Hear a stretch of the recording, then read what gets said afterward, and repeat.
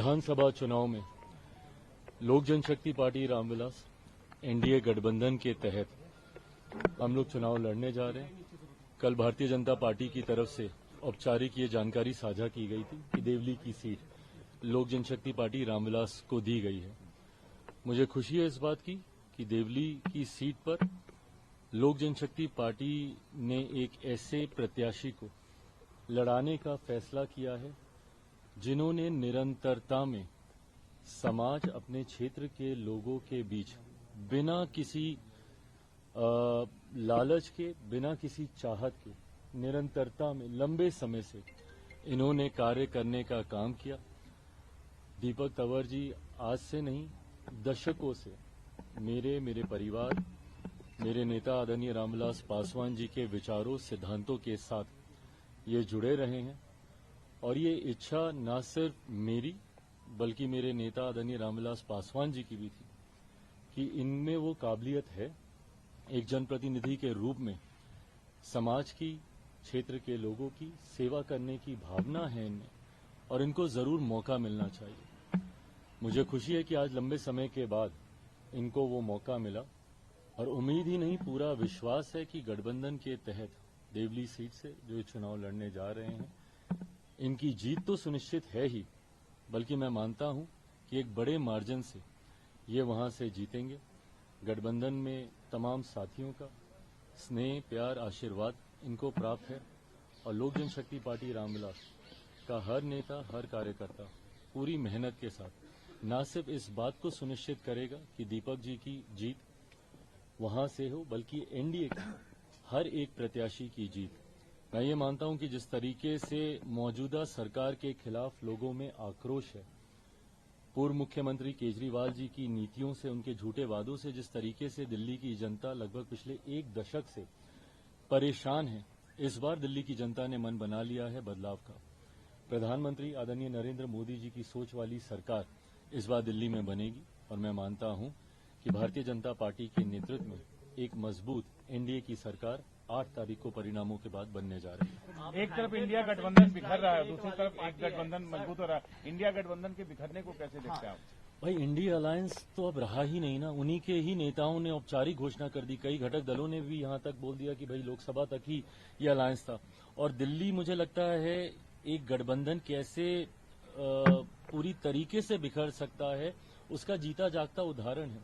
जहां आम आदमी पार्टी, कांग्रेस, ये सारे प्रमुख दल इंडिया अलायंस को मजबूती देने के लिए एक साथ आए थे, आज एक दूसरे के सामने लड़ रहे हैं और उसमें बाकी के जो बचे हुए घटक दल हैं, कोई इसका साथ दे रहा है, कोई उसका साथ दे रहा है। तो ये एकता तो इंडिया अलायंस में कभी थी ही नहीं, क्योंकि महत्वाकांक्षी नेताओं का, महत्वाकांक्षी दलों का ये गठबंधन था। ऐसे में एनडीए का स्वरूप निरंतरता में और मजबूत होता जा रहा है। झारखंड में भी आपने देखा, हम लोगों ने मिलकर वहां पे चुनाव लड़ने का काम किया।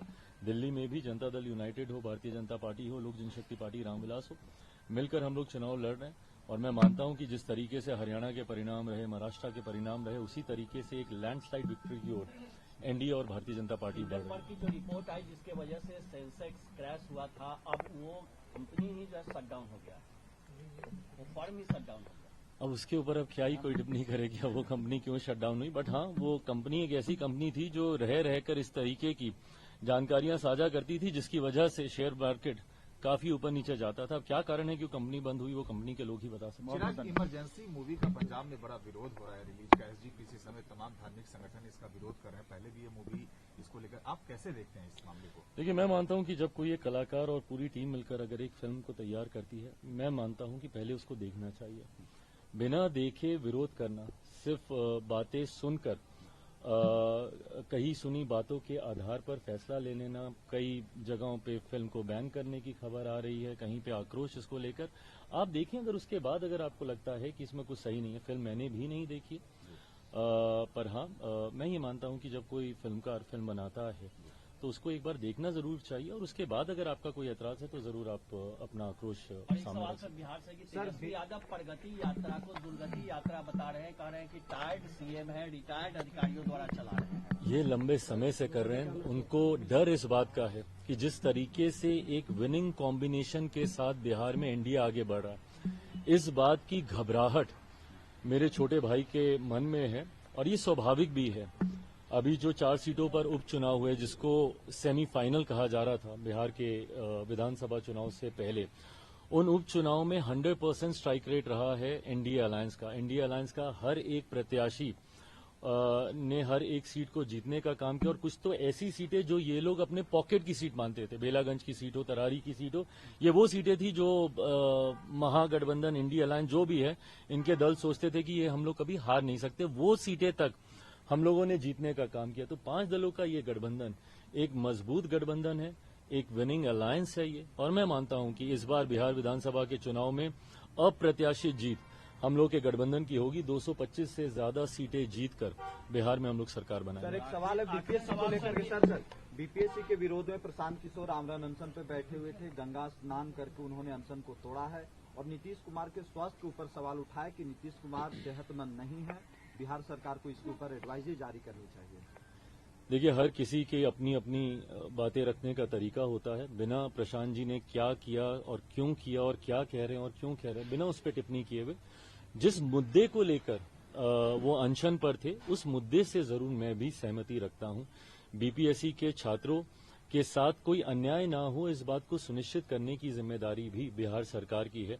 जिस तरीके से बीपीएससी के द्वारा री एग्जामिनेशन कराया गया, और वो भी कुछ छात्रों का ही, ये गलत है। 2-2 एग्जामिनेशन में कहीं ना कहीं किसी को अनड्यू एडवांटेज मिलता है, और ये गलत परंपरा की शुरुआत होगी अगर इस तरीके से सिर्फ एक बैच को अलग से री एग्जामिनेशन करा दिया जाए और बाकियों को पुराने एग्जाम के आधार पर ही उनकी मार्किंग की जाए। ये गलत है। ऐसे में गठबंधन के भीतर भी मैंने मुख्यमंत्री जी के समक्ष कई बार इस विषय को रखा है। मैं ये मानता हूं कि किसी छात्र के साथ कोई अन्याय ना हो, इसके लिए हम लोग की सरकार जरूर प्रयास करेगी। आप मानते हैं कि धांधली हुई परीक्षा में? सर जरूर हुई है धांधली। अगर नहीं हुई होती तो री एग्जामिनेशन क्यों होता? और जिस सेंटर का री एग्जामिनेशन हुआ है उसको फर्दर बाइफर्केट करके 22 अलग अलग सेंटर्स में किया गया। इन अ वे अगर देखा जाए तो इसका मतलब 22 सेंटर्स में कहीं ना कहीं धांधली हुई है। मेरे खुद के परिवार के बच्चों ने इसमें एग्जाम दिया है, वो बताते हैं कि क्वेश्चन पेपर लेट मिला। कई जगह तो जितने छात्र थे उतनी क्वेश्चन पेपर भी नहीं थे, उतनी शीट्स भी वहां पे अवेलेबल नहीं थी, उसको बाद में प्रिंट करके मंगवाया गया। ये बात क्लियरली गाइडलाइंस में मेंशन है कि अगर कोई पेपर लीक होता है सोशल मीडिया, डिजिटल प्लेटफॉर्म पे अगर पहले आ जाता है, जब तक एग्जामिनेशन चल रहा है, तो उसको रद्द किया जाना चाहिए। और जो कि हुआ है, जब तक एग्जाम चल रहा था उससे पहले ही एक्स अकाउंट के ऊपर अलग अलग व्हाट्सएप ग्रुप पे पेपर लीक हुए हैं। ऐसे में मुझे लगता है बीपीएससी को इसकी जिम्मेदारी लेनी चाहिए। सबसे पहले एक उच्च स्तरीय जांच इसकी करवाई जानी चाहिए, और जांच के बाद जो भी दोषी हैं उस पर कार्रवाई करते हुए पुनः जितने भी बच्चे हैं उन सबको दोबारा एग्जाम करवाना चाहिए।